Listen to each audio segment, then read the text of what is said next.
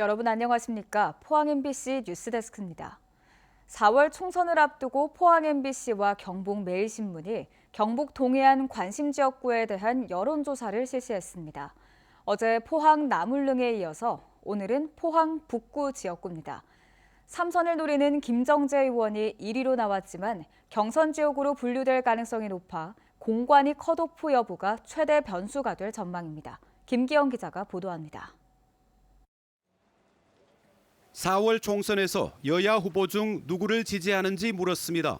김정재 현 국회의원 35.8%, 더불어민주당 오종기 전 청와대 균형발전 선임행정관 12.9%, 이부형 전 대통령 비서실 행정관 10.9%, 이재원 현 포항지역학연구회 대표 7.5%, 윤종진 전 국가보훈부 차관 6.2%, 허명환 전 청와대 사회정책행정관 5.5%, 권영범 전 윤석열 대통령직 인수위 자문위원 4.6%로 나왔습니다.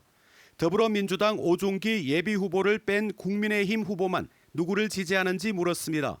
김정재 37.9%, 이부형 11.6%, 이재원 8.2%, 윤종진 7.9%, 허명환 6.5%, 권영범 5.2%였습니다. 김정재 의원의 의정 활동에 대해 어떻게 평가하는지 물었더니 긍정평가는 53.3%, 부정평가는 37.5%였습니다. 신당을 창당한다는 가정하에 정당 지지도 조사에서는 국민의힘 61.7%, 더불어민주당 15.5%, 이준석 신당 8.0%, 이낙연 신당 2.7%, 정의당 2.0%로 뒤를 이었습니다. 윤석열 정부의 국정 운영에 대해 포항 북구 유권자에게 물었더니 긍정평가는 57.4%, 부정평가는 38.1%였습니다. 포항 북구에서는 국민의힘 후보가 난립한 가운데 현역인 김정재 의원을 위협하는 후보는 아직 없어 보입니다. 다만 국민의힘 예비후보들의 지지율 합이 김정재 의원보다 높아 컷오프된 후보의 지지자가 어느 후보에게 결집할지 변수가 될 전망입니다. 이번 여론조사는 포항 MBC와 경북 매일신문이 에브리 리서치에 의뢰해 포항 북구에 거주하는 만 18세 이상 남녀 1000명을 대상으로 지난 26일 무선 ARS 방식으로 실시했으며 응답률은 4.7%, 표본 오차는 95% 신뢰 수준에서 플러스 마이너스 3.1%포인트입니다. 자세한 사항은 중앙선거 여론조사 심의위원회 홈페이지에서 확인할 수 있습니다. MBC 뉴스 김기영입니다. 총선이 70일 앞으로 다가온 가운데 영덕 울진 선거구가 획정되지 않아 예비 후보는 물론 유권자들도 혼란을 겪고 있는데요. 안동과 묶였던 예천을 분리해서 의성, 청송, 영덕과 한 선거구로 묶는 잠정 획정안을 국회가 선거구 획정위원회에 보냈습니다. 여야가 합의안 아니기 때문에 이대로 확정될 가능성이 커 보이는데 공천을 앞둔 지역구 선거 구도도 일대 변화가일 전망입니다. 이정희 기자입니다. 여야 합의로 국회가 중앙선거관리위원회 산하 선거구 획정위원회에 보낸 선거구 획정 잠정안입니다. 영주 영양봉화 울진 선거구에서 울진을 떼내 군위가 빠져나간 의성 청송 영덕과 묶는 기존의 안을 바꿔서 예천을 의성 청송 영덕과 한 선거구로 묶었습니다. 안동은 단독 선거구가 되고 영주 영양봉화 울진은 지금의 선거구가 유지되는 겁니다. 예천 한 곳만 이동하면 되기 때문에 당초 선거구 획정위의 안보다는 혼선을 최소화할 수 있다는 게 판단 근거가 됐습니다. 앞으로 이 안에 대해 선거구 획정위원회의 검토 의견을 받아 국회 정치개혁특별위원회가 정식 획정안을 의결하고 본회의에 상정합니다. 사실상 선거구 획정을 결정짓는 정개특위 의결은 다음 달 중후반이 될 전망입니다. 여야가 잠정 합의안 아니기 때문에 이대로 획정될 가능성이 높습니다. 이렇게 되면 선거 구도에도 큰 변화가 예상됩니다. 우선 예천 출신 황정근 국민의힘 중앙윤리위원장의 출마가 최대 관심인데 최근 출마 결심을 굳힌 것으로 알려졌습니다. 황 위원장이 불과 1년 전 중징계 결정을 한 의성 출신 김재원 전 최고위원과의 대결이 주목됩니다. 현행 선거구 유지 가능성이 높은 박형수 의원은 환영의 입장이고 예천보다 상대적으로 안동 쪽 지지세가 낮은 김용동 의원은 강하게 반발하고 있는 것으로 알려졌습니다.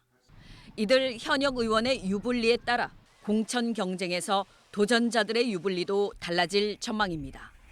MBC 뉴스 이정희입니다.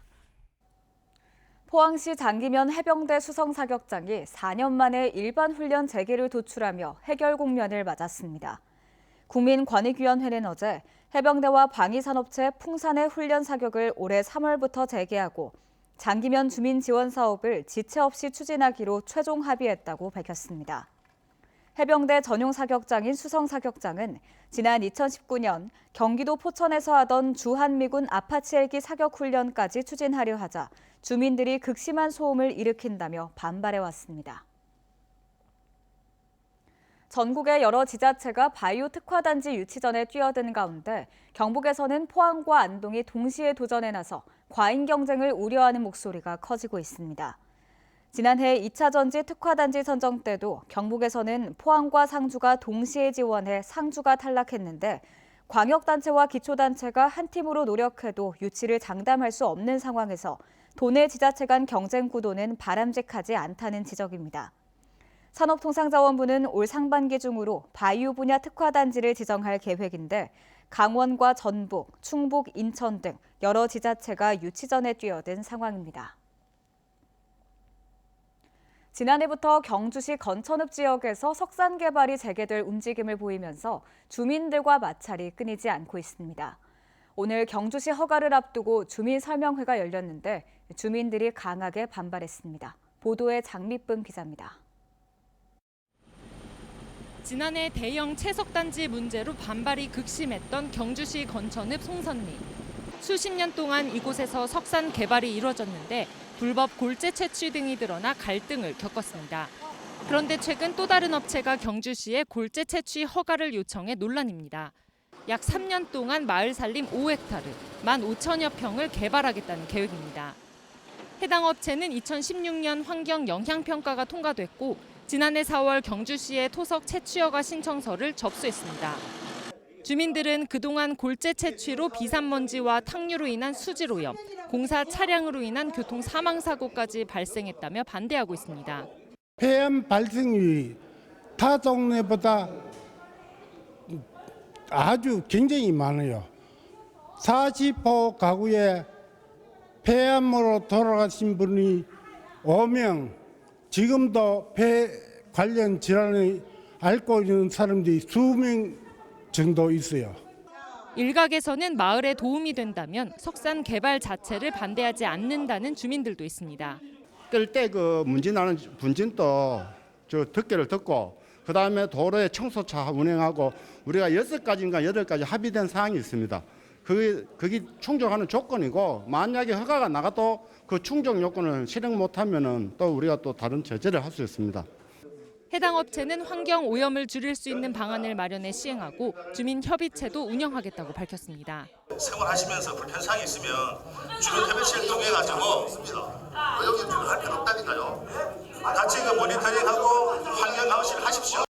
경주시는 주민들의 환경적 우려에 따라 의견 수렴 차원에서 주민 설명회를 열었고 개발 안전성 등을 종합적으로 파악해 신중하게 허가 여부를 결정하겠다는 입장입니다. 2016년도 주민 설명회를 분명히 했습니다. 근데 그때 이후에 주민 설명회, 주민 여론 수렴할 기회가 너무 오랜 시간 지났기 때문에 저희도 공고 사항으로 지금 주민 설명회 형식으로 하는 건데요. 석산 개발업체 두 곳이 지난해부터 잇따라 골재 채취를 위한 행정 절차에 나서면서 주민들의 반발도 더 커지고 있습니다. MBC 뉴스 장미쁨입니다. 일본 외무대신이 어제 국회 외교연설에서 독도의 영토 주권에 대한 부당한 억지 주장을 하자 경상북도가 즉각 철회할 것을 촉구했습니다. 이철우 지사 명의의 규탄 성명서에는 독도를 관할하는 도지사로서 해마다 반복되는 일본 정부의 왜곡된 역사인식과 독도 불법 침탈 시도에 단호하게 대응할 것을 천명한다고 밝혔습니다. 경북도 의회와 경북교육청도 일본 외무대신의 독도 망언은 2014년도부터 11년째 되풀이되고 있으며 일본의 주장은 명백한 주권 침해 행위라며 일본은 한일 협력 관계 회복과 세계 평화 구축에 동참하라고 촉구했습니다. 법원이 대구 MBC에 대한 대구시의 취재 거부가 부당하다고 결정했습니다. 9개월째 이어진 취재 거부가 언론 자유를 침해한 것이라며 중단하라고 결정했는데요. 홍준표 대구시장은 취재에 응할지 말지 결정하는 건 양심의 자유라며 자신은 취재 거부를 계속하겠다고 밝힌 것으로 전해졌습니다. 김은혜 기자입니다. 대구시는 지난해 4월 30일 대구 문화방송 시사 프로그램 시사톡톡이 다룬 방송 내용을 문제 삼았습니다. 대구 경북 신공항을 왜곡 폄훼했다는 겁니다. 홍준표 대구시장은 취재 거부의 자유도 있다고 밝혔고 대구시는 공지를 통해 산하 기관에까지 취재 비협조를 지시했습니다. 경찰의 명예훼손 무혐의 판단 불송치 결정에도 계속되는 취재 거부에 대구문화방송은 지난해 12월 법원에 취재 방해 금지 가처분 신청을 냈습니다.